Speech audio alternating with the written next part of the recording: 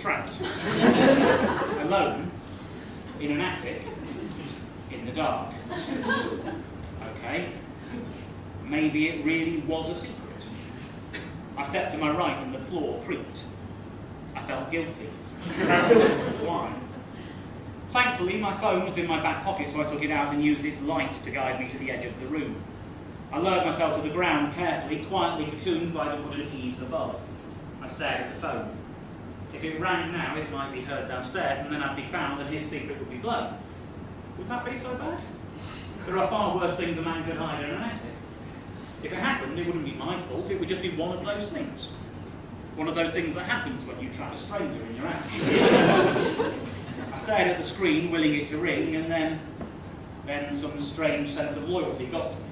I felt guilty. I switched it to silent. I stared at the screen. Was time moving slowly because I was watching it, or because I was trapped, alert yet constrained with nothing to stimulate my brain? 1 minute felt like 5. I sent a text message. 2, Beth. I am being held hostage. D, X. 2 minutes felt like 10. The screen flickered silently. 2, Dave. Haha, I take it you're playing another one of those fantasy games then.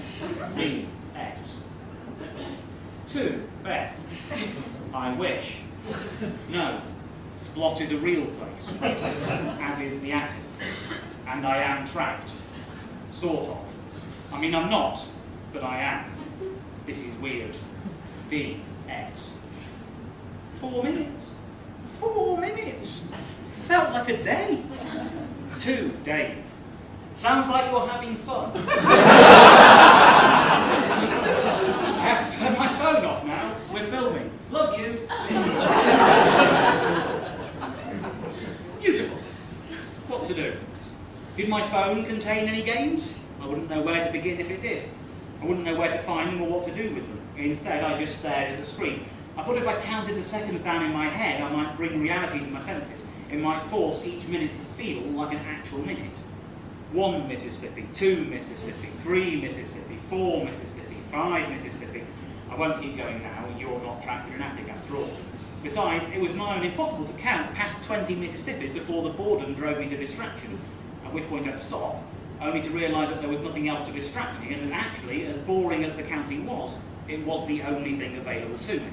So I'd start again. Weirdly, it seemed to prove that time really was going slowly in there. I repeated that cycle from 0 to 20 3 times over, and still a new minute didn't tick by. I became obsessed with seeing the time change.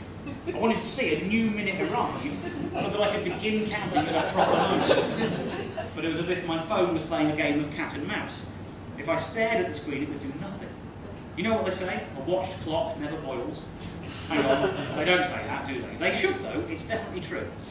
Well, if the minute was only going to change when I looked away, I thought I'd try and double bluff it and see if I could speed up time by looking away more frequently.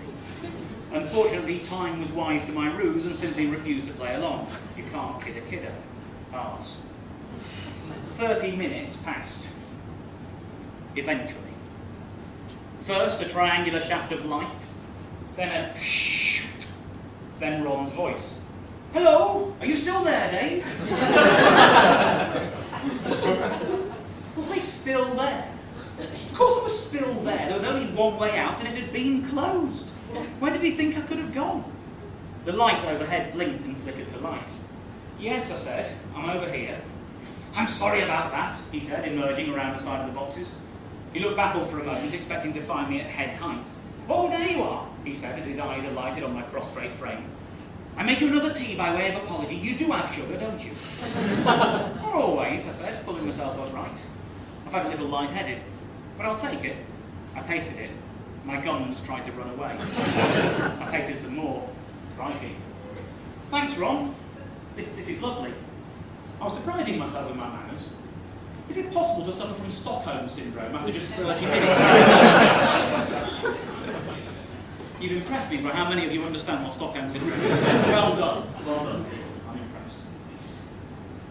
Are you sure this is a secret worth keeping, Ron? I asked. Oh, yes. But she probably thinks you're having an affair, I said. She probably thinks you've got a stash of porn and a torture chamber up here.